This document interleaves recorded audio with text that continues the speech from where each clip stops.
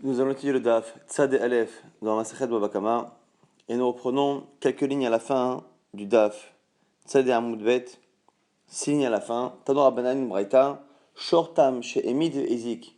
Un Shortam, donc un short qui n'a pas encore le statut de Mu'ad, qui n'a pas encore né plus de 3 fois et qui doit payer la moitié du Nezek s'il endommage quelque chose. Shortam chez Emid et Ezik, qui est à la fois tué et qui a à la fois causé un dommage. Daninoto, dine nefashot, et en daninoto, dine mamonot. On ne le juge que par rapport à la mort qu'il a causée et non par rapport au dommage financier qu'il a causé. Mu'ad, she'emit, ve'izik. Si par contre le shor est mu'ad, donc c'est un shor qui a déjà une habitude d'encorner, qui a lui aussi également tué et également causé un dommage. Daninoto, dine mamonot, ve'chozrin, ve'daninoto, dine nefashot. Par contre lui, d'abord, on le jugera sur l'argent qu'il doit, que son propriétaire doit évidemment à la victime, et après on le jugera par rapport à la mort qu'il a provoquée, on le mettra à mort en second temps. Ce que nous dit ici maintenant la Braïta, Kadmu Vedan Odine Nefashot. Si par contre on a d'abord jugé le taureau par rapport à la mort qu'il a causée, En Chosrim Vedaninoto Dinamonot. On ne revient pas le juger après sur l'argent que lui ou son maître doit. Donc ce qu'on apprend ici, c'est que si c'est un tam, quoi qu'il arrive, on ne jugera que sur la mort qu'il a provoquée et non pas sur les dommages qu'il a causés. Si par contre c'est un choc qui est moral, on fera dans l'ordre l'affaire financière, après l'affaire d'homicide, sauf si on a inversé, qu'on a commencé par l'homicide, on ne pourra pas après juger l'affaire financière. L'agma s'étonne. Qu'est-ce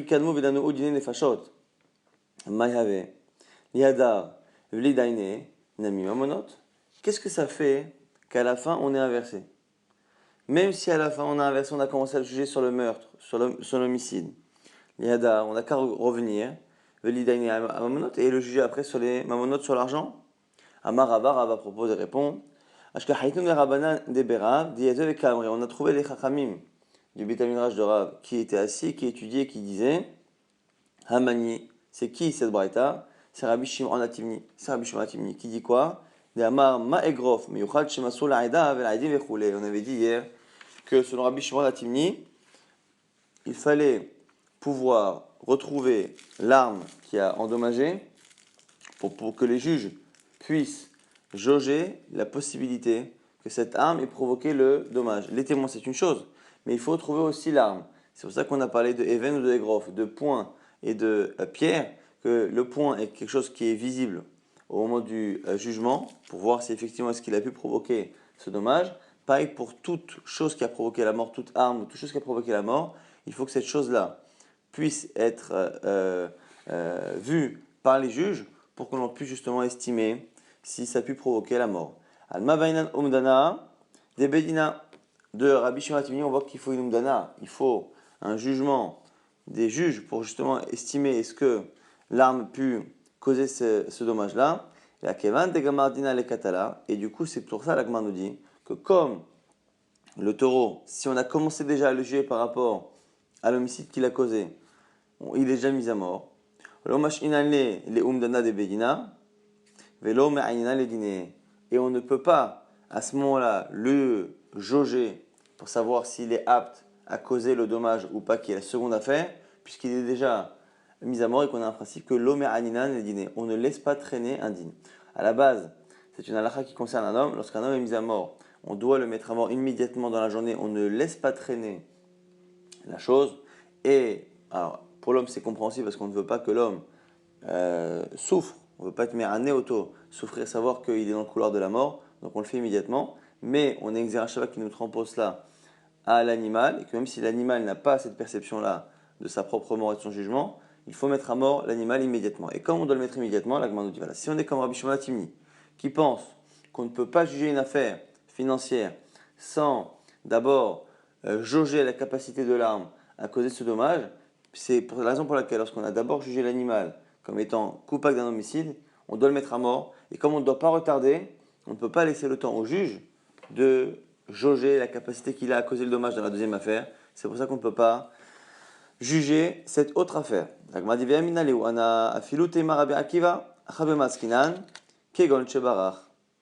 Gemara donne une autre possibilité. Elle dit non, on n'a qu'à dire que c'est même comme Rabbi Akiva, que c'est pas forcément Rabbi Shimon HaTimni. Rappelez-vous que Rabbi Shimon HaTimni discutait avec Rabbi Akiva. Et on n'a qu'à dire que c'est spécial ici. C'est un cas où le Baal Hachor, le propriétaire du taureau, s'est enfui. Et quand le propriétaire du taureau s'est enfui, on ne peut pas juger. On ne peut pas juger son taureau pour les dommages qu'il a causés, puisque lorsque l'on juge le taureau de quelqu'un, ça va être les biens financiers de la personne qui seront éventuellement pris, et on ne peut pas juger quelqu'un et le rendre chayav, et le rendre coupable en son absence. La Gemara dit, si c'est ça, Ibarach, Kilo danu dine nefashot, Echi daine nale, dine mamonot, belo be'alim. La Gemara dit, attends, mais si c'est un cas où le propriétaire s'est enfui, pourquoi dans la Braïta on a dit que comme on a jugé les affaires d'homicide, on ne peut pas juger après l'affaire de dommages et l'affaire financière? Puisque finalement, si c'est un cas où le propriétaire s'est enfui, même dans un cas où on n'a pas précédé et on n'a pas commencé à juger l'affaire d'homicide, quoi qu'il arrive, même si dès le départ on veut commencer à juger la personne par rapport aux dommages causés par son animal, on ne peut pas le faire s'il n'est pas là. Donc pourquoi finalement dans la Braïta ça a l'air de dépendre du fait qu'on ait commencé à juger le taureau sur l'homicide ou pas, alors que si tu dis que c'est un cas où il s'est enfui, ça ne change rien. La Gemara dit il est Kabil, Saadé ou Bara. La Gemara nous dit c'est un cas où le propriétaire, ou plutôt le juge, a reçu des témoins, et une fois qu'il a reçu les témoins sur ce qu'a fait l'animal, le propriétaire est parti. La Gemara dit sauf, Mecha Mishtalem, comment il va payer? La Gemara dit Méridia, on va le faire travailler. Donc la Gemara imagine un cas un peu particulier, un cas où on a jugé l'animal sur l'homicide. Après l'avoir jugé sur l'homicide, on commence à le juger sur le dommage qu'il a causé. On amène des témoins qui apportent la preuve que l'animal a bien causé un dommage. Et dans ce cas-là, comme il est parti, on ne peut pas juger. Par contre, dans le cas où on n'a pas jugé sur l'affaire financière et que dès le départ, on commence à amener des témoins et le propriétaire du taureau s'enfuit, même si normalement on ne peut pas le faire payer avec le taureau, puisque le taureau doit être mis à mort. Ici, qu'est-ce qu'on fait? On va faire travailler le taureau, on va le faire labourer, et avec l'argent qu'on va gagner en faisant travailler le taureau, on va rembourser le dommage et après on le mettra à mort. Donc on va dire, Achi, Tam, Denaini Damamonot Verisha, Venishtalem Merdia, Dadar, Denaini, Denaini Fajot. Donc on va dire, pourquoi on ne fait pas ça pour le short tam? Le short qui est tam, un taureau qui est tam, on a plusieurs halachot, et entre autres le fait qu'il paye la moitié du dommage, et aussi que l'on ne paye le dommage causé que migoufo, qu'avec le taureau lui-même. On ne peut pas prendre les biens de la personne. Donc la Gemara dit, alors c'est pour ça que tam, comme on ne peut pas prendre ses biens, on ne peut rien faire, puisque l'animal doit être mis à mort, et que d'un autre côté, le propriétaire, on ne peut pas lui prendre ses biens, finalement on ne peut rien faire. Mais la Gemara dit non, maintenant que tu m'as appris que l'on peut faire travailler l'animal avant de le mettre à mort, ça s'appelle compromis goufou. La Gemara dit non, Maravami, Bere de Ravkana, Zotomeret Redia, Alia de Maro. La Gemara dit non.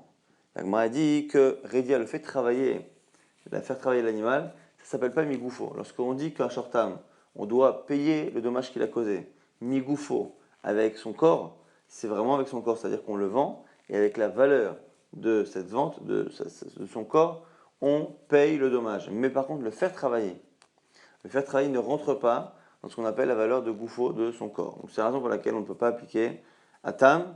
Et donc du coup, la Gemara dit que finalement ça peut être soit Rabbi Shimon HaTimni effectivement et que c'est un problème d'estimation, soit c'est pas selon Rabbi Shimon HaTimni, c'est selon tout le monde et c'est juste un cas où le propriétaire s'est enfui. C'est la raison pour laquelle on ne peut pas appliquer, dans le cas où on a commencé à le juger sur l'omission, on ne peut pas appliquer le din sur le dommage, mais par contre, pour le tam, on ne peut pas dans tous les cas l'appliquer à partir du moment où on ne peut pas lui prendre ses biens personnels et que le fait de faire travailler l'animal avant de le tuer n'est pas non plus une manière de payer migoufo. Comme justement on a parlé de umdana, d'estimation de la capacité de l'animal à pouvoir justement causer ce dommage ou pas, la Gemara pose une question maintenant globale. Il va rien aller où? Question du Beth Midrash. Yesh omed linzakim, oen omen linzakim. Est-ce que pour un dommage qui a été causé, est-ce que l'on, justement, la question maintenant qui se pose, c'est est-ce que l'on estime l'arme ou la chose qui a causé le dommage? Est-ce que les juges ont le devoir d'estimer est-ce que la chose en question a la capacité de causer ce dommage ou pas?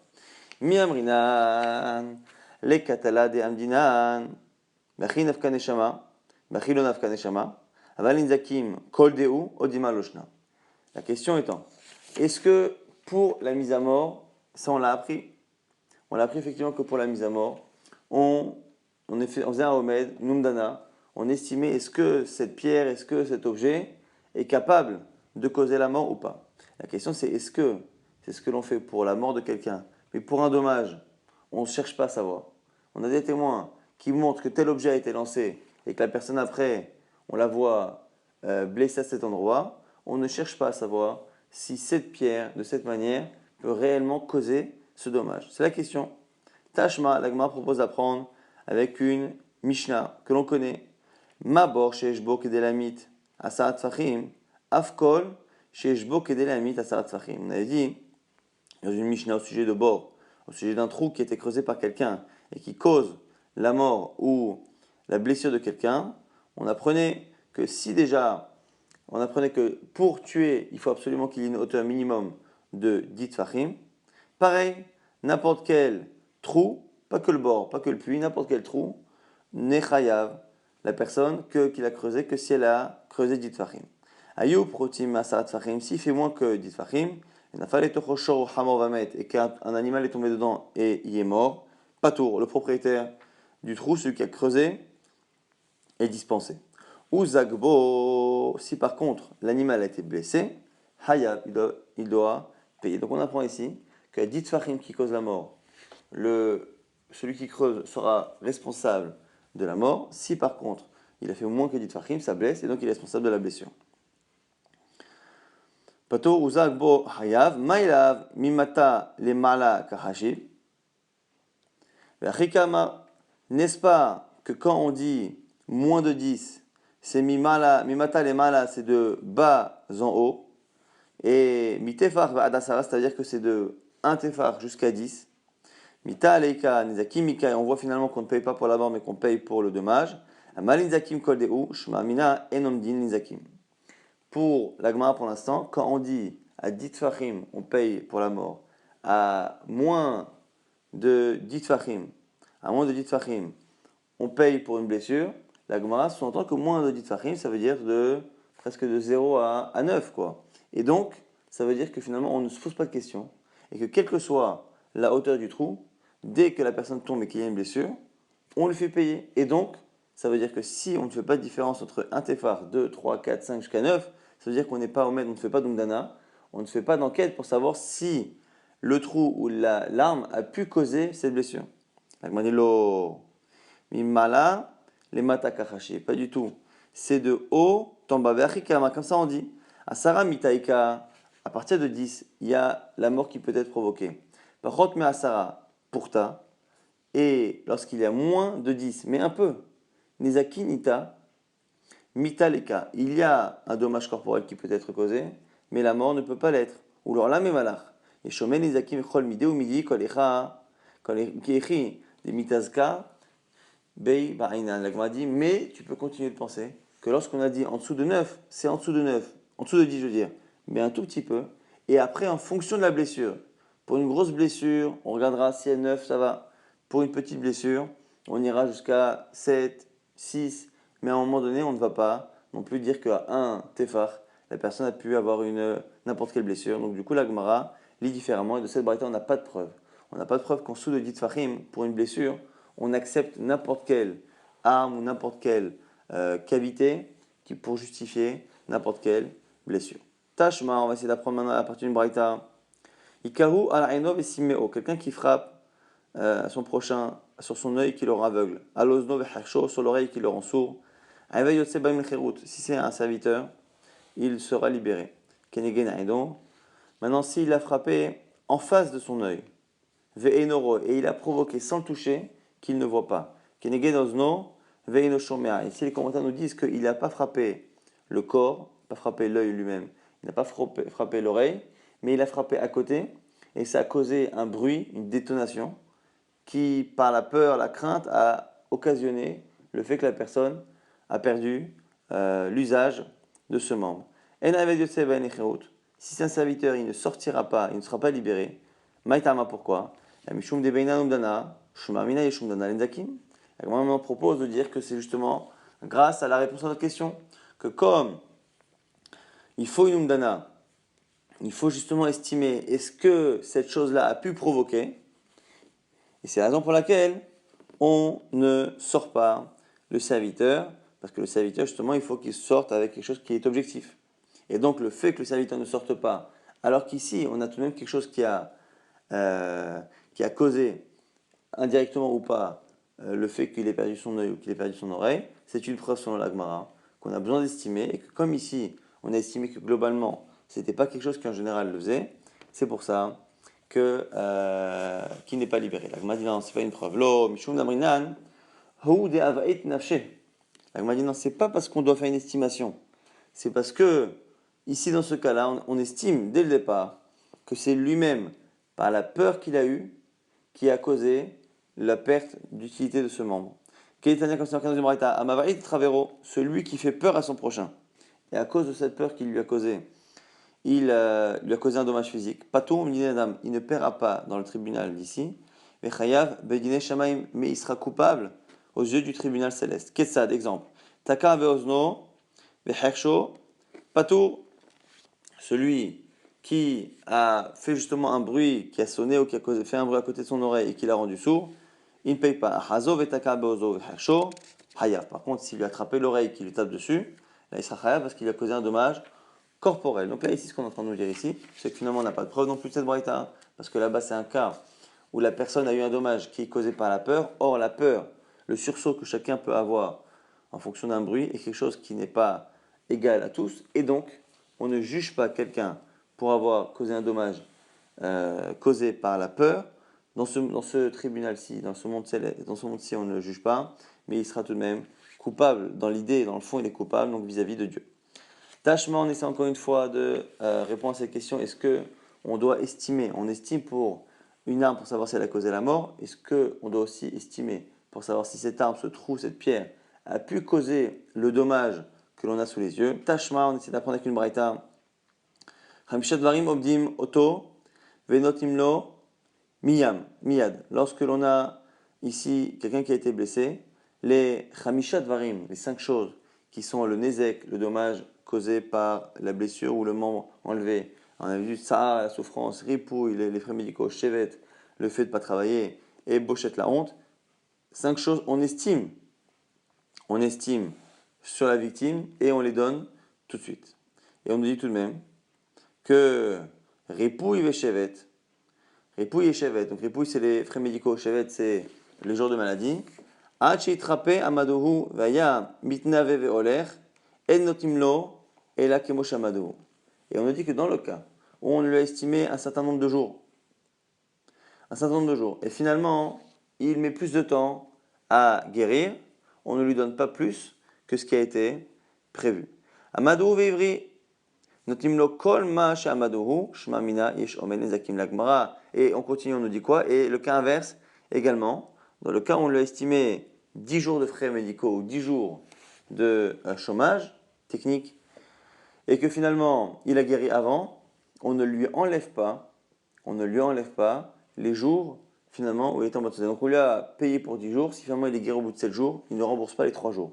Et à l'inverse, comme on a dit au début, si on lui a estimé 10 jours et que finalement ça lui a pris 15 jours, on ne lui paiera pas les 5 jours supplémentaires. On s'arrête à ce que l'on a estimé. La Gemara dit, Shmarmina, Yeshovel Nizakim. Tu vois bien que c'est l'estimation qui compte et donc on fait des estimations pour les Nizakim. La Gemara dit non. La Gemara dit, les Meimar Gavra, Kamal Iksar, Mihamaka, Kamalo Miksar, Lokami Ba'ilan. La Gemara dit non. Ça, savoir estimer combien une personne doit être soignée, combien une personne doit s'arrêter de travailler, ça c'est sûr. La question ne se pose pas. C'est hors sujet ce que tu rapportes. La braïta que tu rapportes, elle est par rapport à Ripouille Chevet. Ripouille Chevet, on sait très bien que les frais médicaux et les jours chômés, on est obligé de les estimer. Donc cette question-là, est-ce que l'on estime les frais médicaux et les jours chômés? C'est pas une question, on le sait très bien. Mais la question qu'on te pose nous, c'est est-ce que lorsqu'il y a une blessure, est-ce que l'on regarde l'arme ou la chose qui a causé la blessure pour estimer si elle a pu la causer? Donc Madame Dinasa, c'est sûr qu'on estime les frais médicaux et les jours chômés. Kika la question que je te pose, c'est les mêmes ça, l'objet, Yavid, Hainiska, Olo, Mai, est-ce que cet objet peut provoquer ce dommage ou pas? C'est cette question qui reste toujours entière. Tashma, la Gemara essaie encore une fois de répondre avec une braïta. Shimon Atimni Omer, Maïgrof Meyuchad, Shemasur la Eda, Velaidim, Af Kol, Shemasur la Eda, Velaidim, Shmamina, Yeshomed, Linzakin. On a ici une braïta, donc une braïta qu'on a vue justement, et qui en fait, on aurait pu l'apporter depuis le départ, mais la Gemara a essayé de rapporter d'autres enseignements par ailleurs qui étaient plus némanim. La Gemara rapporte finalement cette braïta, et donc au nom de Rabbi Shimon Hatimi, au moins, Shimon Hatimi lui pense que quoi? Que Maïgrof Yuchad, Shemasur la Eda, de la même manière que le point est présent pour pouvoir estimer que il a bien causé ce dommage, pareil pour la pierre, il faut donc du coup qu'il soit présent, que la pierre ou que l'arme, l'objet qui a causé le dommage, soit présent justement pour que les témoins et plus que les juges surtout puissent estimer s'il a bien causé cette perte, ce dommage. Et donc c'est la raison pour laquelle on apprend ici que Shmamina Yesh Omer Nizakim, effectivement, en tout cas selon Rabbi Shimon Hatimni, Yesh Omer Nizakim, on doit bien effectivement juger si l'arme ou l'objet a bien provoqué ce dommage. Amar, maintenant on nous dit Amadhu ve'ivri notimlo kol ma shemadhu. On avait vu il n'y a pas longtemps que si on lui a donné 10 jours de frais médicaux, que finalement il n'a eu besoin que de 7 jours, on le laisse. Il m'a dit mais c'est aller les Rava, ça confirme ce que dit Rava. Pourquoi? D'Amar Rava, Hayman, d'Amdou les Kule Yoma. Mais celui à qui on estimait qu'il sera alité pendant une journée, et que finalement il n'a été alité que la moitié de la journée, et qui a travaillé, Yavinale de Kule Yoma, Mit Shemayu de Hamelea. On lui paye quoi qu'il arrive le jour entier de chômage, même s'il a travaillé l'après-midi. Pourquoi nous dit Rava? Parce qu'en fait, normalement, il aurait dû rester au lit un jour, si on estimait que c'est un jour, c'est que c'est un jour. Et c'est Minashamaim Sakadosh Baruch Hu qui a eu piqué de lui et qui l'a guéri avant. Et donc, il n'y a pas de raison à nous qu'on lui enlève finalement ces gens-là. Donc la Gemara nous dit que ce qu'on a vu dans cette braïta est confirmé, enfin pas confirmé, confirme plutôt ce que pensait Rava, qui avait l'air a priori de ne pas connaître cette braïta, ce qu'il l'a dit en son nom. En tout cas, il est confirmé par une braïta. On avait dit dans la Mishnah, Rakak ve'giabo arok ve'avir talito mimeno mishalem arba'a me'odzuz. On a dit dans la Mishnah qu'il y avait certains cas où la honte provoquée était estimée à 412. On paye 412 le cas où il lui a craché dessus, le cas où il lui a enlevé son vêtement supérieur. Amar Favar Babanodi lo shanu ela bo aval bevigdo lo. Nous dire à papa que tout ce qu'on a dit dans la Mishnah, c'est sur lui-même lorsqu'il lui a craché et que le crachat est arrivé sur la chair de la victime. Aval bevigdolo, mais s'il lui a craché sur son vêtement, c'est pas de ça que parle la Mishnah. La Gemara dit veneive kibayesh bidvarim. La Gemara m'a dit attends, même s'il ne lui a pas craché sur son corps, il lui a craché sur son vêtement, ce qui veut dire qu'il ne lui a pas fait honte corporellement, mais il lui a fait honte sans toucher son corps, puisque ça a touché ses vêtements. Et donc la Gemara dit ça devrait être comme Biyesh Bidvarim, celui qui fait honte à quelqu'un avec des paroles. Physiquement, il ne l'atteint pas, mais il lui fait honte non pas par un geste physique, mais par des paroles. Ça devrait être pareil. La Gemara dit Amre Bemarava, justement en Israël on disait quoi? Mishmei Rabbi Yossi Baravin, au nom de Rabbi Yossi Baravin, Zot on de là on déduit Bisho Bidvarim Patum Miklum, que celui qui fait honte à quelqu'un par la parole est dispensé de payer. Donc on apprend ici que même si évidemment par rapport au tribunal céleste et par rapport au fait que ce soit autorisé ou pas, on est certain que le fait de faire honte à quelqu'un par la parole, c'est très grave. Mais ce qu'on apprend ici, c'est que pour le tribunal humain, payer une honte, on ne paye une honte que si la honte, c'est matérialisé par une atteinte physique. Donc on a dit le fait de le blesser ou le fait de lui frapper l'oreille, le fait de lui faire un coup, n'importe quelle chose qui se matérialise par une action physique, un contact physique, et qui fait honte, rentrera dans bochette. Mais par contre, bochette, alors qu'il n'y a pas de contact physique, donc bochette par la parole, ou bochette par un crachat qui ne touche que le vêtement et qui ne touche pas la personne, on ne fait pas payer bochette. C'est ainsi que la Gemara conclut cette halakha de la Mishnah. On avait dit après, dans la Mishnah, après avoir donné l'estimation de la valeur de chacune des hontes, la Gemara dit après, la Mishnah avait dit, Akod lefi kevodo. Tout dépend du kavod, de l'importance sociale qu'a la victime. La Gemara dit, bah elle est où? Tanakama, les kula kama ou les homa kama.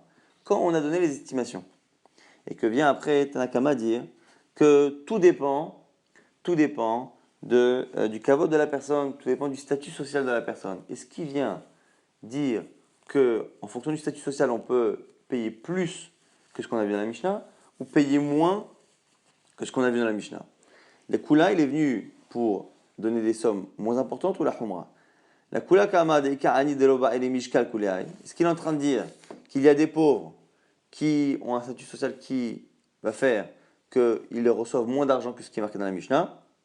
Odima, la Humra Kama, ou peut-être qu'il veut être marmé en disant que tout dépend de la personne, c'est-à-dire qu'il y a des riches qui doivent être rémunérés plus. Des Karaché, des Ba'el et Mitav, les faits qu'il y a des riches qu'on doit rémunérer plus. Tashma Lagmara répond en disant Midikama, Rabbi Akiva, Filo, Anim, Shebe Israël, Roimotam, Keilu, En Benechorin, Shadominir Seem.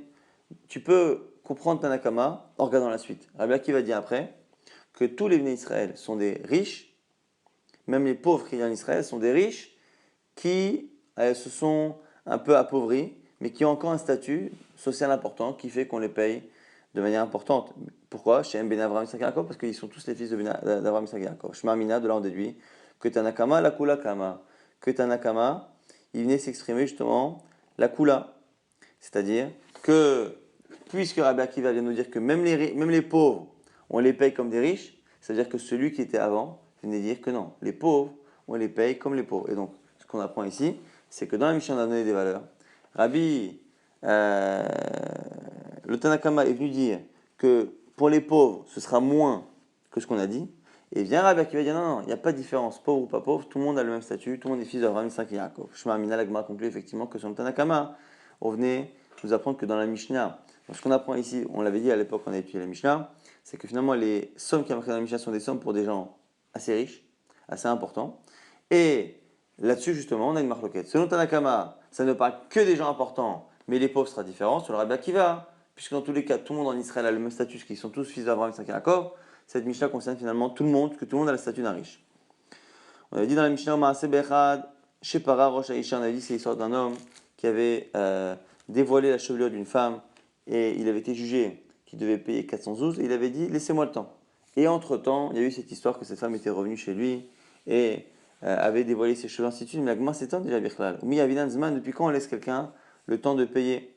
Et Amar Rabbi Chanina, pourtant Rabbi Chanina nous dit En notim Zman Chavalot, lorsqu'on a blessé quelqu'un, on doit le payer immédiatement, on ne laisse pas de temps au coupable pour payer. La Gemara dit Que Loya Avinan Zman Nechabala, tu as raison, pour une blessure. Nechasre Mamona, parce que ça fait perdre de l'argent à la victime. La victime doit avancer des frais médicaux, perd les jours de travail, ainsi de suite. Et donc, il y a réellement des pertes si on ne paye pas pour une blessure.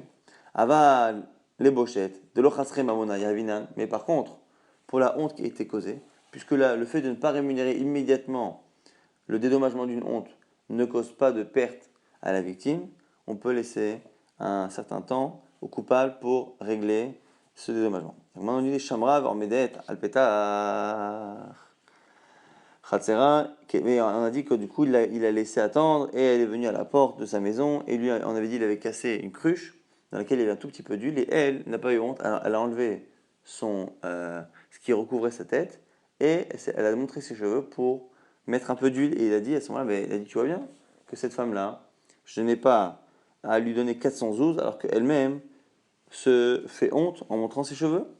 Pourtant c'est une braïta qui dit Amalo Rabbi Akiva Tsalalta memaim adirim ve'aileta hayaz biyadecha adam rachai lahabol be'asmo.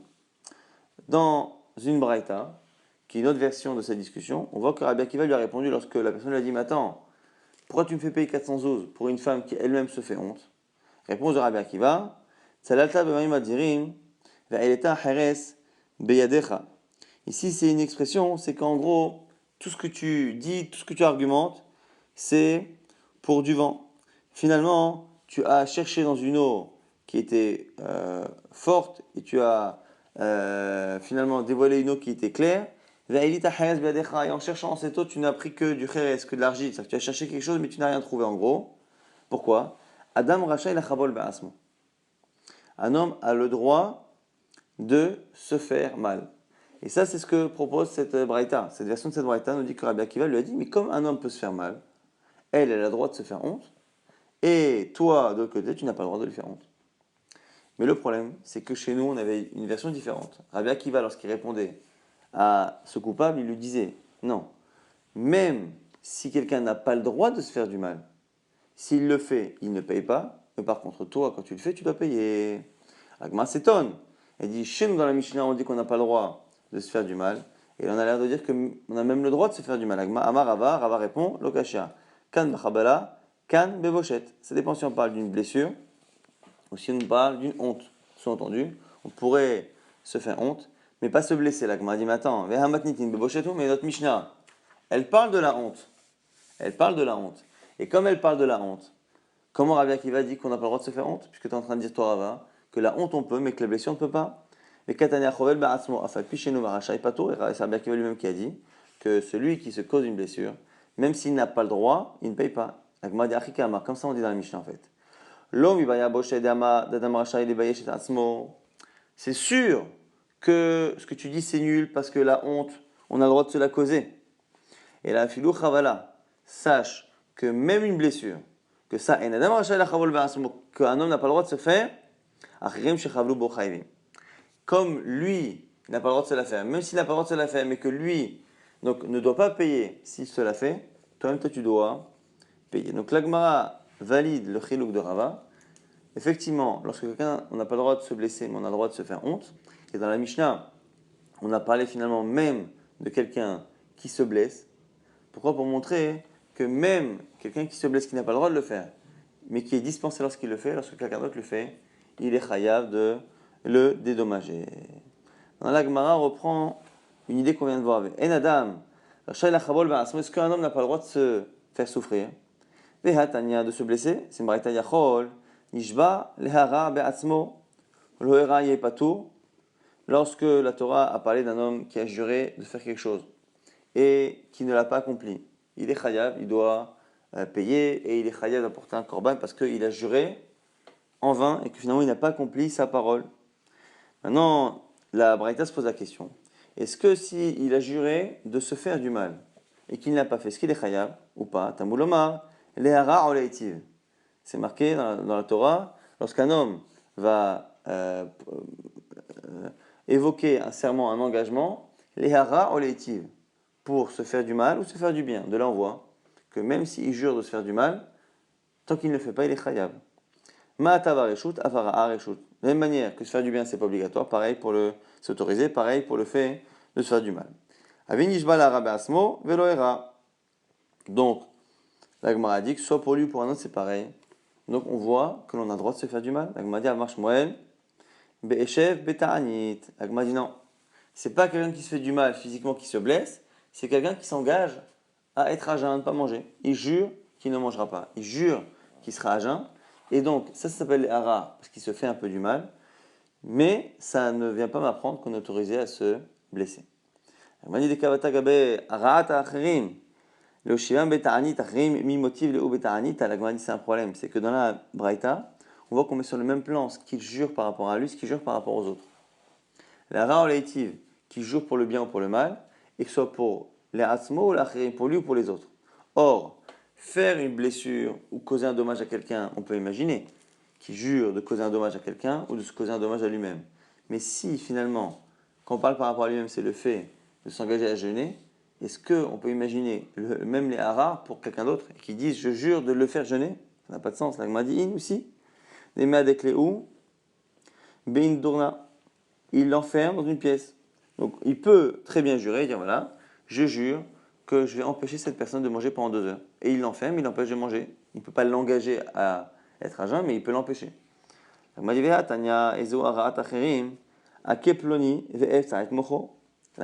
dit mais pourtant une braïta qui dit que lorsque dans la Mishnah, braïta on a dit qu'il jure de faire du mal à quelqu'un, c'est du mal physiquement, je vais le frapper, je vais lui fracasser le crâne. Et là, la Gemara dit c'est forcément une marloquette Tanaïm.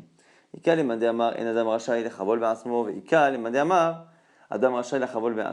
marloquette Tanaïm. Certains Tanaïm pensent qu'un homme peut se blesser, a le droit de se blesser, et d'autres pensent que non. Et on m'a dit, qui est le Tana qui pense qu'un homme n'a pas le droit de se faire du mal, de se blesser? La m'a dit, il est Mahaïtana, si tu dis que c'est ce Tana des Tana qui est dans une braïta, Ve'ach, Edimchem le nafshotechem edrosh. C'est marqué dans un passage que le sang de vos âmes, je vais demander. Rabbi Elazar Omer, Yanafshotechem edrosh edimchem medilma ketelashane. C'est là-bas, c'est marqué sur le Rabbi Elazar que c'est Akadosh Baruch Hu qui va demander aux âmes de chacun de répondre du sang qu'elles ont versé. Il m'a dit, mais là-bas, ça parle de quelqu'un qui se met à mort ou qui provoque la mort, pas une blessure. Et la haïtanaou, alors peut-être que c'est l'otanya mekarim à la met. On a le droit on a une mitzvah de déchirer un vêtement lorsqu'on apprend la mort d'un proche. Vélo, midarke et mori, ça ne fait pas partie des choses interdites parce que c'est un usage des peuples émoréens. Amar Rabbi Elazar nous dit, Shamati, Shamkare almet yotem midai, loke mishum batashrit. Rabbi Elazar nous dit, celui qui déchire son vêtement trop, on le frappe, il les renverse, il transgresse l'interdit de batashrit, de gâcher, d'abîmer des habits ou de l'argent ou de la nourriture, c'est batashrit. Il m'a dit, kosheken, goufo, et a fortiori son corps, si déjà, on n'a pas le droit de déchirer un vêtement pour rien, dès qu'on dépasse la mise de créa, a fortiori que le corps ne doit pas être abîmé. Il m'a dit, c'est différent les habits. Pourquoi des seida de loadahu? Parce que la perte causée par un dommage ne revient pas naturellement, alors que la peau, la chair cicatrise. Kiha de Rabbi Yochanan, comme Rabbi Yochanan, Karel Emane Mechabututa. Qui Rabbi Yochanan faisait attention à ses habits, disait que ses habits, c'est eux qui lui donnent du kavod. Et Rav Chizda, Kadava Misage, Bene Izme Vehige. Et Rav Chizda aussi, il faisait tellement attention à ses habits que lorsqu'il se promenait dans des endroits avec des ronces, Madle Léou Lemane, il levait ses vêtements pour pas qu'ils s'abîment, en disant, par rapport à ses jambes qui finalement prenaient les ronces et les orties à la place de ses habits, Avar, Zemalarucha, mais Zenomalarucha. Ça guérit et ça ne guérit pas. Donc finalement, on voit bien que c'est l'inverse. Que le fait que la chair cicatrise et pas les vêtements fait finalement qu'on fait attention aux vêtements, mais ce qui ne veut pas dire que l'on fait attention au corps. Donc on n'a toujours pas trouvé le Tana qui pense qu'on n'a pas le droit de se faire du mal. Et là, c'est ce Tana qui dit quoi? Le Tana Amar Rabbi Elazar, à Kapar, et Rabbi Elazar Kapar, le fils de Rabbi, dit quoi? Matamuloma, vechiper alav mecha hatal nafesh. On parle d'un nazir, quelqu'un qui s'est engagé à ne pas consommer de vin ni de produits de la vigne, et on dit que même s'il a fait une bonne naziroute, à la fin il doit porter un korban. Et pourquoi un korban khatat? Parce qu'il a fauté par rapport à une âme. Il m'a dit, mais contre qui cette personne a fauté? Et là, forcément, on dit Rabbi Elazar Kappa, c'est parce que il s'est fait souffrir en s'interdisant le fruit de la vigne, le vin. Alors, c'est un kalvachomer.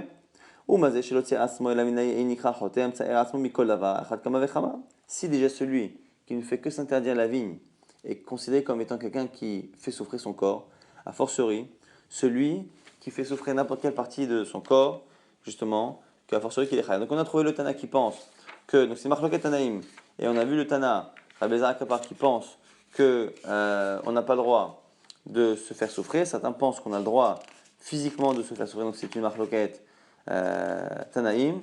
On a vu une question de l'agma qui a été résolue. Finalement, Yesh, Omen, Izakim, de la même manière que l'on doit estimer si une arme a pu causer la mort de quelqu'un, on doit également, lorsqu'il y a un dommage, estimer est-ce que le fossé, est-ce que la pierre, est-ce que l'arme a pu provoquer une blessure comme celle-ci. On a vu également un chidouche qu'au sujet de la honte qui était provoquée par un geste, il n'y a que la honte provoquée par un geste sur le corps de la personne qui va provoquer un dédommagement de bochette. Si par contre il a frappé sans toucher son corps, ou craché sans toucher son corps, ou que c'est des paroles qui ont blessé et humilié la personne, il n'y a pas ici de rémunération de bochette. On a vu que dans la Mishnah on avait une marloquette. C'est sûr que dans la Mishnah les valeurs qui ont été données pour les hontes c'était des valeurs élevées pour des gens riches, mais est-ce qu'encore une fois pour les gens pauvres c'est moins? C'est ce que Tanakama pense, selon Rabbi Akiva. Tous les béné Israël ont un statut de riche, puisqu'on est tous descendants d'Abraham, Israël et de Yaakov. Et voilà, on continuera à la fin du DAF si Dieu veut, au début du DAF de demain.